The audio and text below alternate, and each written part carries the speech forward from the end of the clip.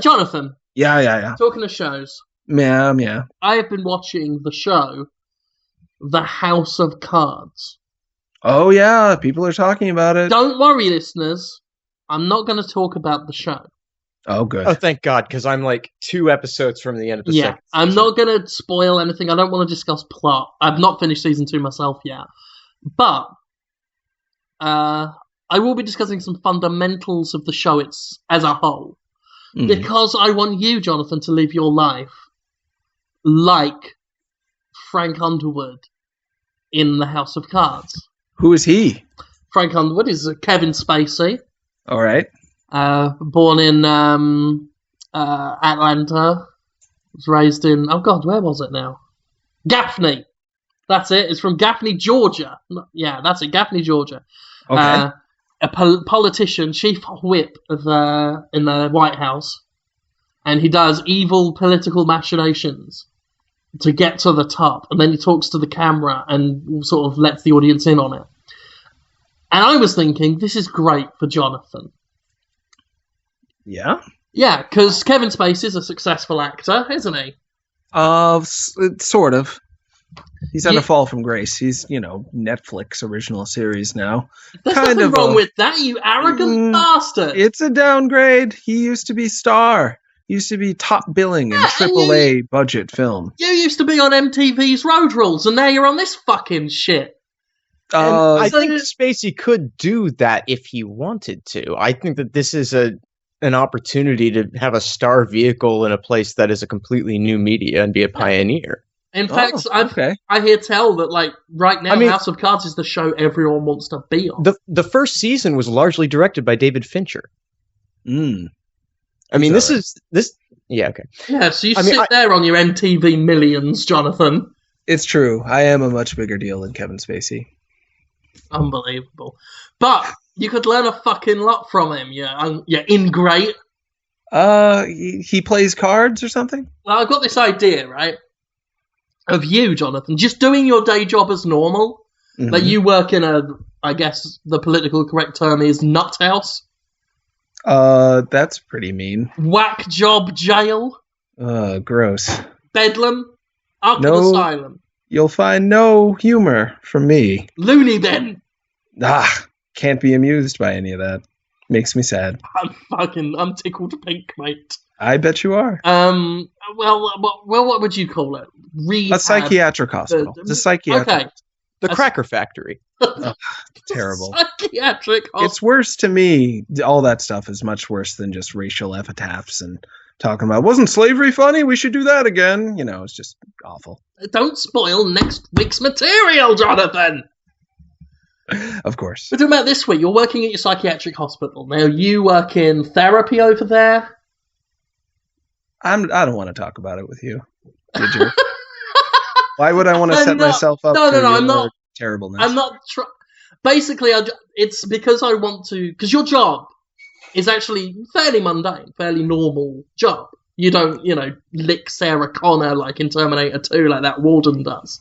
There's actually a pretty good article right now on Cracked about how psychiatric hospitals are not like in the movies. You should check it out. Well, that's it's called the point. 5 Things Movies Don't Tell You About Mental Institutions. Yeah, well, that's the point I'm trying to make. I'm not trying to make fun of your job.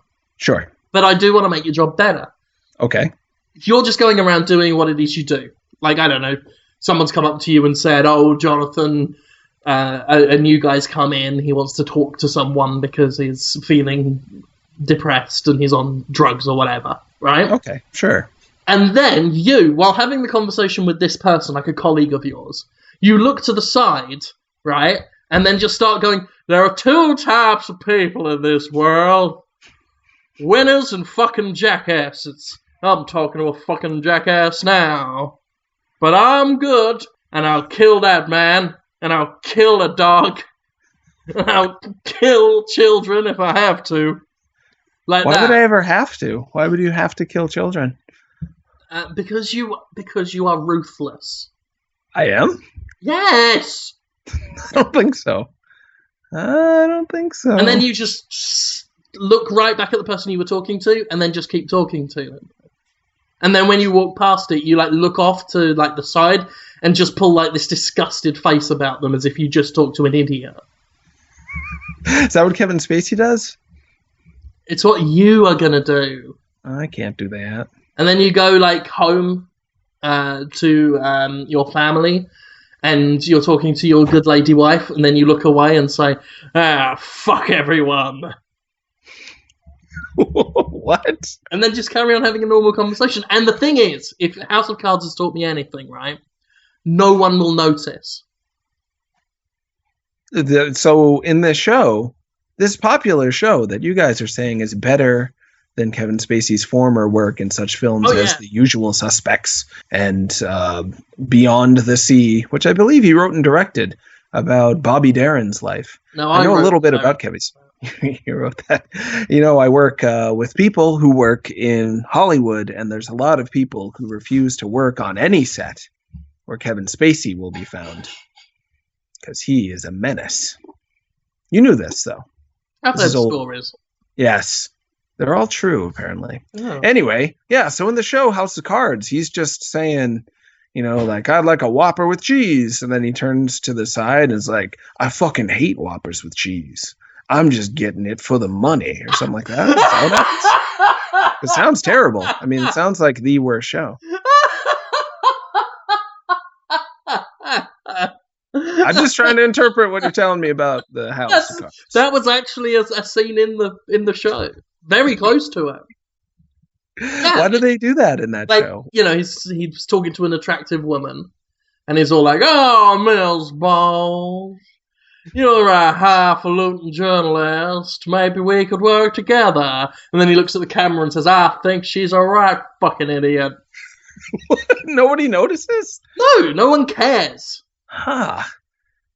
It's my theory that at the very last episode of when the House of Cards finally has its finale, like final ever episode, Kevin Spacey's going to look to the camera and be all like, I did it all for the power and I feel really good about it. And then the camera just spins around and there's a guy there in a wife beater and baseball cap who's been there the whole time. It's just like, I have no idea what you're fucking talking about. Because it's supposed to be like you're getting an inside look into his mind, the way he works, the way he thinks. It's like a thought balloon. So Jonathan, this is basically my dream for you, is for you to live your life like a guy with an inner monologue that has an audience.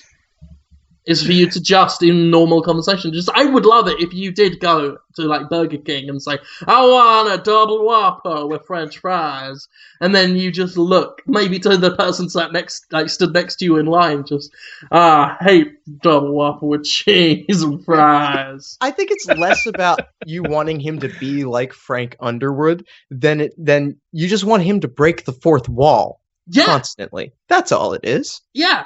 In fact, I would like for you to break walls as you do it. Like break down a wall, a physical wall? Like the Kool-Aid Man. Yeah, like take a sledgehammer, right, to a neighbour's house and just start smashing the front of their house when they're like indoors watching television. Like maybe trying to watch House of Cards on their throttled Netflix stream, right? And you just then poke your head through and go, I'm a politician now, and then walk away. So it's I'm a politician? It's about politicians, this show, not card dealers? And I thought it was about poker. Me and Conrad will follow you behind going like